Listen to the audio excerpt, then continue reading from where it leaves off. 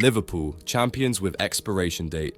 Arne Slot walked into Anfield in summer 2024 and did the impossible. He won the Premier League title in his debut season, finishing 6 points clear of Arsenal and 7 ahead of Manchester City. No pressure, no problem, just pure domination across 38 games.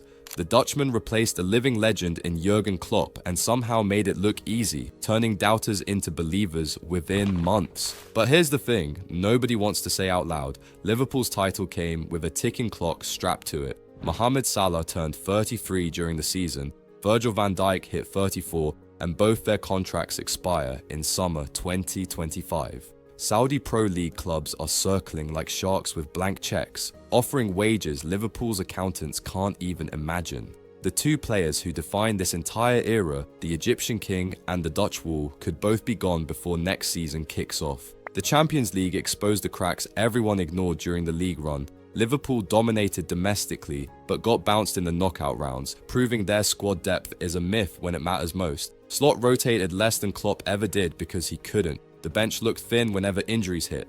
One bad month and suddenly the title machine looked beatable, vulnerable, human. Walk through Anfield now and you'll notice the difference. The Kop isn't what it used to be. Tourists with half and half scarves have replaced the diehards who made this place a fortress. Klopp's DNA is fading fast. That gegenpressing intensity and emotional chaos that defined 7 years is disappearing. Slot plays a cleaner, calmer game which works until it doesn't. Next season without Van Dijk means no defense, without Salah means no goals, and without both means the title defense becomes impossible before August even arrives. Arsenal, three-peat runners-up curse. Arsenal finished second in the Premier League for the 3rd consecutive season. Not third, not fourth, always second, always close, never quite there. They matched Arsene Wenger's infamous 1999 to 2001 run where the Gunners were runners-up 3 years straight before finally breaking through. Mikel Arteta now owns the exact same curse, except Wenger eventually won trophies and Arteta is entering year 8 with empty hands, 74 points, Champions League semi-finals, and still 0 silverware to show for it. The trophy drought hit 21 years in 2025, meaning an entire generation of Arsenal fans has grown up without seeing their club lift the Premier League. They beat Real Madrid twice in the Champions League quarter-finals, dominated the reigning European champions home and away, then lost to PSG in the semis. Forever bridesmaids, never the bride, always one step away from glory before reality hits. The season derailed in brutal fashion. 6 red cards across all competitions destroyed their rhythm, costing them points in matches they should have controlled easily. Then, Bukayo Saka tore his hamstring against Crystal Palace in December and disappeared for 4 months. Their star boy, their most dangerous creator, gone during the crucial title race stretch. Without Saka's pace and creativity, Arsenal drew too many games they needed to win, watching Liverpool pull away while they collected points that meant nothing. Arteta signed a new contract in September 2024, locking him in through 2027, but the pressure is becoming unbearable now. 8 years at the club, 3 second-place finishes, a Champions League semi-final, and not a single trophy. Fans are starting to ask the uncomfortable questions, the ones nobody wanted to say out loud a year ago. Is Arteta actually good enough to win it all, or is he just good enough to come close? The Emirates faithful are running out of patience, and so is the board. Manchester City, empire crumbling live. Manchester City finished 3rd, not 1st, not 2nd, 3rd. The 4-time defending champions got dethroned by Liverpool and finished behind Arsenal too, watching their dynasty crumble in real time. Rodri tore his ACL in September and suddenly the entire machine stopped working. No backup plan, no replacement, just chaos in midfield every single week. The Ballon d'Or winner went down and took City's invincibility with him, exposing how fragile this empire really was. The 115 charges are still hanging over the Etihad like a dark cloud that won't move. The hearing concluded in December 2024 after running from September through to the year's end, but the verdict still hasn't dropped as of January 2026. October 2025 is the new expected date according to Premier League decision makers, and the rumours are getting darker. Some clubs are pushing for outright expulsion if City are found guilty, wanting blood after years of dominance. This isn't a fine or a points deduction conversation anymore. This is existential threat territory. The squad is aging faster than anyone wants to admit. Kyle Walker turned 34, Kevin De Bruyne hit 33, and Josko Gvardiol suffered a leg fracture that required surgery. The core that won everything is breaking down physically, and City's recruitment hasn't kept pace with the decline. Their youth academy produces nothing despite millions invested, forcing them to spend £1 billion on transfers that don't always work. Every injury now feels like a crisis because the depth isn't what it used to be. Pep Guardiola's contract runs until 2027, and then what exactly? The system dies with him the second he walks out that door. City without Pep is like Barcelona after he left, a club trying to recreate magic that can't be replicated. The hearing may not even matter if Guardiola leaves first, because this empire was built on his genius and it collapses without him. The legal nightmare is just beginning too, with appeals and counter-appeals potentially dragging into 2026 and beyond, meaning City could be fighting battles in court and on the pitch simultaneously, while their greatest manager counts down his final days. See Chelsea, billion spent, 4th place trophy.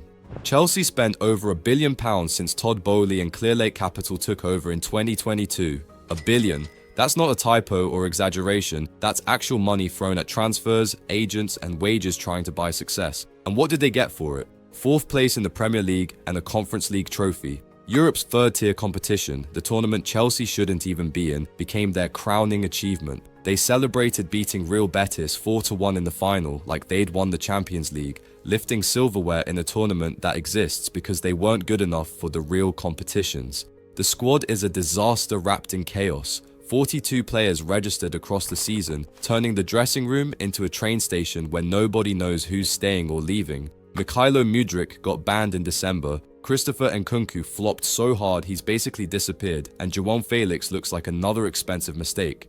Enzo Maresca brought in 12 new players and maybe 2 can be called successes. Pedro Neto gets credit for being reliable after his £54 million move from Wolves, but that's a low bar when everyone else is underperforming or injured. Nicholas Jackson is still leading the line and fans are literally praying every time he shoots. His heavy touches kill more goals than he scores, turning one-on-ones into throw-ins and tap-ins into corner kicks.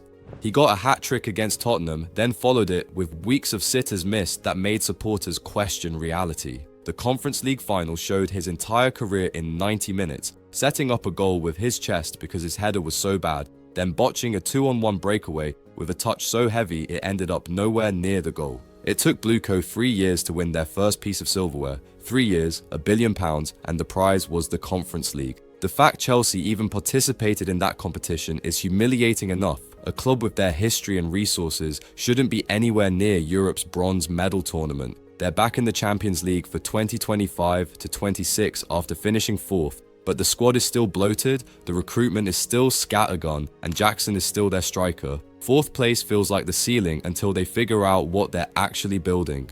Manchester United, Amorim sacked, circus continues. Ruben Amorim replaced Erik ten Hag in November 2024, brought his 3-4-3 system from Sporting Lisbon and got sacked within months. The managerial merry-go-round is spinning faster than ever, chewing up coaches before they can unpack. Ten Hag lasted until October after losing 2-1 to West Ham. Amorim couldn't make it through spring. 6 permanent managers since Sir Alex Ferguson retired in 2013. Not one figured out how to fix this broken machine. Old Trafford is literally falling apart. The roof leaked during matches in 2024 to 25, rain pouring onto seats in a stadium that's supposed to be a cathedral of English football. The infrastructure is crumbling visibly, outdated facilities looking ancient compared to City's Etihad or Tottenham's billion-pound palace. This is Manchester United, the richest club in England by revenue, and their stadium feels like a relic nobody bothered to maintain. The Glazers have bled this club dry. The debt sits at £1.7 billion and grows yearly, interest payments eating money that should fund transfers and repairs. United generate massive revenue, but it disappears into debt servicing and dividends for owners who treat the club like a cash machine. City, Liverpool, Arsenal, even Newcastle thrive with owners who actually invest, leaving United trapped in financial quicksand. Marcus Rashford is mentally checked out, looking like he'd rather be anywhere else. Bruno Fernandes is declining rapidly, the captain who carried them now exhausted and frustrated. United still don't have a striker, not a real one who scares defenses. Rasmus Højlund was supposed to be the answer, but he's still raw, still learning, still not finished. Mid-table mediocrity is normalized. Fans don't expect top 4 anymore, they hope and shrug when it doesn't happen. Acceptance replaced ambition, the fan base resigned to being average after watching this circus for over a decade. United are stuck sacking managers, signing players who don't fit, watching infrastructure decay, wondering how they fell this far while the Glazers ignore the collapse. Tottenham, trophy, curse finally broken, but... Tottenham won the Europa League in 2024 to 2025 and ended a 17-year trophy drought that felt like a curse nobody could break. Fans cried actual tears when the final whistle blew, grown adults sobbing because they'd waited since the 2008 League Cup to celebrate silverware. Ange Postecoglou delivered what Jose Mourinho, Antonio Conte, and every manager since couldn't, giving Spurs supporters something to hold onto after years of coming up empty. But here's the problem nobody wants to talk about. Postecoglou's all-out attack works brilliantly in cups where chaos decides knockout ties, but it's a nightmare in the league where consistency matters. The defense is non-existent, a theoretical concept rather than an actual unit. Spurs play like they're permanently chasing a goal even when winning, leaving gaps that better teams exploit ruthlessly. They lost at home to Ipswich Town. Newly promoted Ipswich came to the Tottenham Hotspur Stadium and won while fans streamed out at halftime in disgust. The inconsistency defines everything, beating top sides one week, then collapsing against relegation fodder the next. You never know which Tottenham shows up. Son Heung-min turned 33 and the aging process is catching up fast. His pace isn't what it used to be, his legs can't carry the attack for 90 minutes anymore.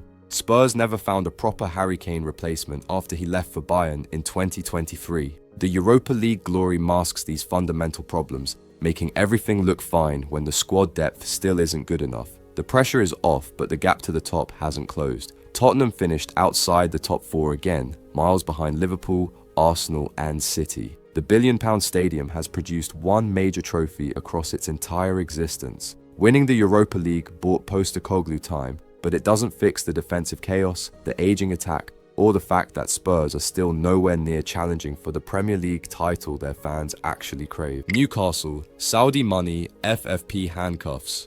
Newcastle won the Carabao Cup in 2024 to 2025, beating Liverpool in the final and delivering the silverware Eddie Howe promised. St James's Park erupted, the city celebrated, but that trophy came with a brutal reality check. Financial fair play restrictions are choking Newcastle's ambitions harder than any opponent, turning their oil money into decoration they can't actually spend. Profit and sustainability rules are killing every dream the Saudis had. They can't splash hundreds of millions on transfers, can't compete with clubs who got rich before FFP existed, can't build the super team their owners can easily afford. Newcastle are stuck in mid-table because the rulebook won't let them spend, forcing them to sell before they buy and watch targets sign elsewhere. Alexander Isak left for Liverpool in summer 2025, their best striker gone because they couldn't keep building under FFP constraints. Callum Wilson has glass bones, spending more time injured than fit, leaving them without reliable goals. St James's Park is becoming corporatized and dead, passionate atmosphere replaced by tourists in hospitality boxes. Eddie Howe's system got figured out completely. The high press and counter-attacking football that grabbed forth in 2022 to 2023 doesn't work anymore. Teams drop deep, absorb pressure, hit them through the gaps they leave. Top 4 collapsed, Champions League dream died, and Newcastle finished nowhere near Europe, despite having owners who could buy half the continent. The Saudi owners are frustrated beyond belief. They bought Newcastle to dominate English football, not win one Carabao Cup, then get strangled by regulations. FFP violations loom with points, deductions that would destroy any momentum, the threat growing daily. The richest owners in football are learning that money doesn't buy success when the Premier League's rulebook exists specifically to stop them from using it. Aston Villa Europa reality check. Aston Villa overperformed massively in 2023 to 2024, finishing 4th and qualifying for the Champions League for the first time in decades. Then reality arrived brutally in 2024 to 2025. They sold Douglas Luiz to Juventus in summer, and the midfield control vanished overnight. No replacement came close to his quality, leaving Villa without the engine that drove their entire system the year before. Ollie Watkins got exposed on the Champions League stage. He couldn't score in Europe, looking completely out of his depth against elite defenses that Premier League teams can't replicate. The backup depth is championship level at best, meaning when Watkins struggled or got injured, Villa had nobody to turn to who could deliver goals consistently. Unai Emery's system crumbled without the quality players it needs to function. Injuries to Emiliano Buendia and Jacob Ramsey destroyed the season completely, stripping Villa of creativity and depth simultaneously. Emery tried rotating, but the drop-off in quality was catastrophic every time he changed the lineup. Villa Park becomes a morgue when they're losing. The atmosphere dies instantly, fans turn toxic fast, booing and leaving early when results don't go their way. The expectations got reset hard after one season in the Champions League proved they weren't ready for that level yet. The European football hangover is incoming again for 2025 to 2026. Villa's legs were gone by Christmas in 2024 to 2025. The squad too thin to handle Thursday-Sunday schedules across multiple competitions. Survival mode activated as they scraped through the second half of the season, just trying to avoid embarrassment. One season of overachievement followed by the reality check that Villa are still years away from being genuine European contenders, no matter what Emery does with limited resources. Crystal Palace, multi-club ownership robbery. Crystal Palace won the FA Cup in 2024 to 2025, lifting the trophy and earning automatic Europa League qualification. Then, UEFA ripped it away from them. Multi-club ownership rules denied Palace their European spot because their owners also have stakes in other clubs competing in UEFA competitions. The appeal got rejected, forcing them into the Conference League playoff round instead, while 7th place Nottingham Forest took their Europa League place. Selhurst Park erupted in rage. Fans felt cheated watching their historic FA Cup triumph get downgraded by technicalities and ownership structures they had zero control over. UEFA's rules punished success brutally, telling Palace supporters their achievement didn't matter because of business dealings made in boardrooms years ago. The Chelsea-Strasbourg connection through Blue Co created the conflict, but Palace paid the price. The squad needs a complete rebuild. Michael Olise left for Bayern Munich and his replacement failed spectacularly. The attack became toothless without him, lacking creativity and goals from wide positions that Olise provided effortlessly. Palace couldn't find anyone remotely close to his quality, turning their front line into a blunt instrument that struggles to break down organized defenses. Oliver Glasner's second season syndrome is incoming fast. The mid-table ceiling is locked in place, the Europa League opportunity stolen forever by rules that protect big clubs with complicated ownership structures. Palace are trapped between relegation battles and European dreams they can't actually reach, watching other teams benefit from their FA Cup success while they fight for Conference League scraps. One moment of glory turned into a reminder that smaller clubs can win trophies but still get robbed of the rewards by regulations designed to keep them in their place. West Ham, Lopetegui out, Moyes 2.0. Julian Lopetegui got sacked after boring West Ham fans into unconsciousness with football so negative it made watching paint dry feel exciting. The club brought him in to modernize their style, play progressive attacking football, evolve past the David Moyes era. Instead, he delivered the same defensive drudgery with a Spanish accent, getting the boot before the season even finished. The negative football merchants returned instantly, West Ham's identity crisis continuing without resolution. Lucas Paquetá is facing a potential match-fixing ban that could see him lose football entirely. The Brazilian midfielder cost £120 million and now faces charges over suspicious betting patterns from matches in 2022 and 2023. If found guilty, West Ham lose their most talented player permanently, the one creative spark in a squad full of workhorses. The investigation drags on while his value plummets and the club can't plan around him. The London Stadium is a soulless airport hangar. Fans want Upton Park back desperately, missing the intimacy and atmosphere of their old home that actually felt like a football ground. The athletics track creates distance between supporters and the pitch, killing the intensity that made East London crowds feared. It's corporate, sterile, empty even when full. Jared Bowen carries the entire attack alone while everyone else collects paychecks as passengers. European football brings a hangover every single season, West Ham's legs gone by Christmas whenever they qualify for Thursday night matches. The squad depth doesn't exist to handle multiple competitions. Ownership chaos defines everything with no clear direction or long-term plan. The Moyes DNA never actually left. That defensive mentality and acceptance of mediocrity still lives in every decision the club makes. They're stuck in a cycle where survival feels like success and ambition gets crushed by reality. Everton, points deducted twice, survived somehow.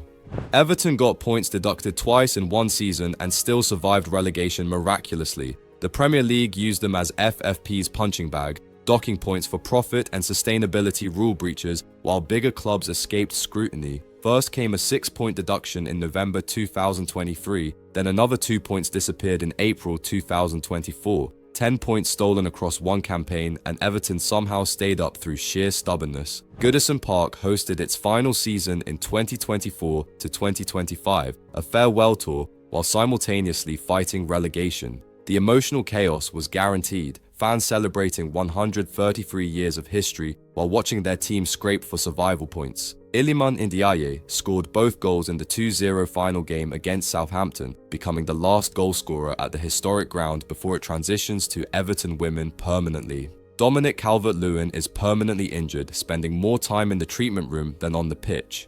Beto couldn't finish dinner, let alone actual chances, his conversion rate making fans groan every time he lined up a shot. Everton genuinely don't have a striker who can be trusted to score consistently. The new Hill Dickinson Stadium opens for 2025-26, a £1 billion palace built on a debt mountain that threatens financial disaster. Moving stadiums while already drowning in FFP violations is peak Everton, upgrading infrastructure while the money situation gets worse daily. Sean Dyche's survival football makes fans want refunds. Dyche ball means sitting deep, fighting for scraps, celebrating draws like victories. It works to avoid relegation but offers nothing beyond existence. Relegation isn't prevented, just postponed, pushed back another year while the underlying problems grow worse and the new stadium debt starts demanding payment.